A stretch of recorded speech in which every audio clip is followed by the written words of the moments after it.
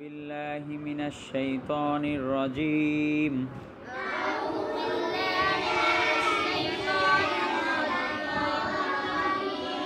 بسم الله الرحمن الرحيم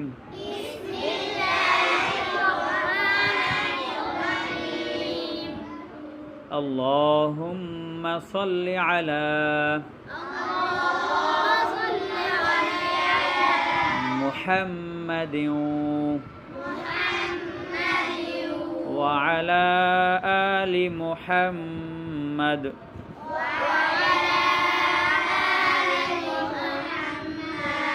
كما صليت على إبراهيم وعلى آل إبراهيم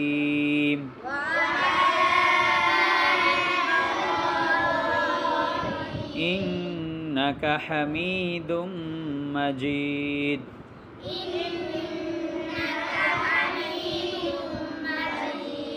اللهم بارك على محمد وعلى آل محمد كما باركت على إبراهيم وعلى آل إبراهيم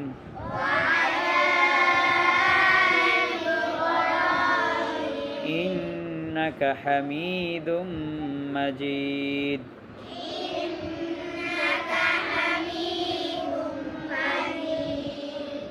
رب زدني علما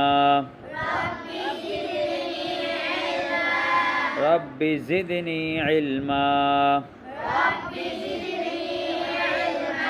رب زدني علما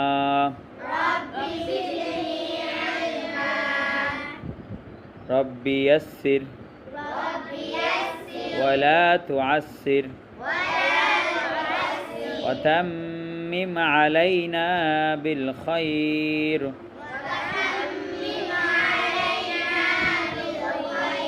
وبك نستعين يا مستعان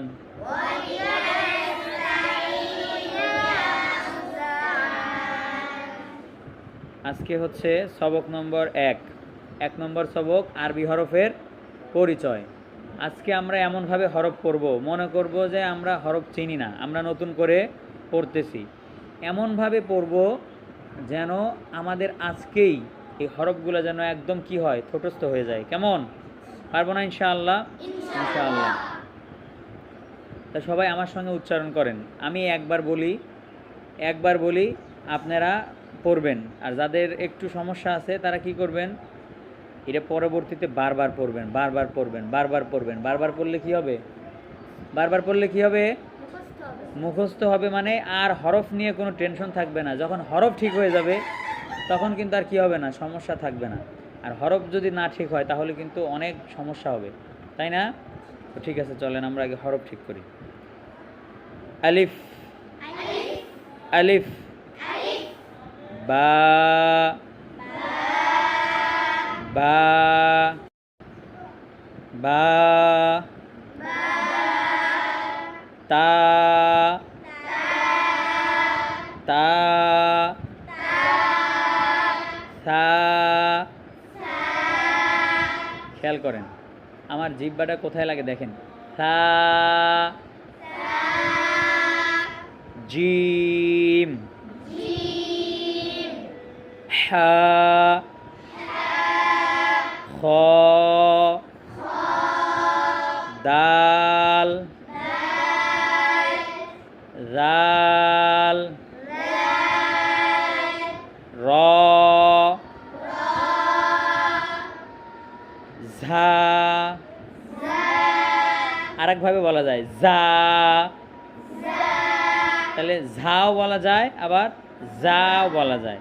আমি দেখেন এগুলো কিন্তু একটু টেনে টেনে উচ্চারণ করতেছি, আলিফ কিন্তু টানি নাই, বাকিগুলো সব কিন্তু টানতেছি, টানতেছি না? আচ্ছা, এরপর দেখেন সিন, শিন, صاد ضاد ত, এটা খেয়াল করেন, ত র র আইন আইন গইন গইন ফা, এই যে ঠোঁটটা কোথায় লাগে দেখেন, ফা কফ কফ কাপ লাম মিম নুন ওয়াও হা হামজা হামজা ইয়া ইয়া, এইভাবে সবাই হরফগুলো ঠিক করবেন, এইভাবে বারবার পড়বেন, একদম এমনভাবে পড়বেন যেন যে কোনোভাবে যদি ধরা হয়, যদি পেছন থেকে ধরা হয়, এলোমেলো করে যদি ধরা হয়, যেন আপনারা কি করতে পারেন, পড়তে পারেন।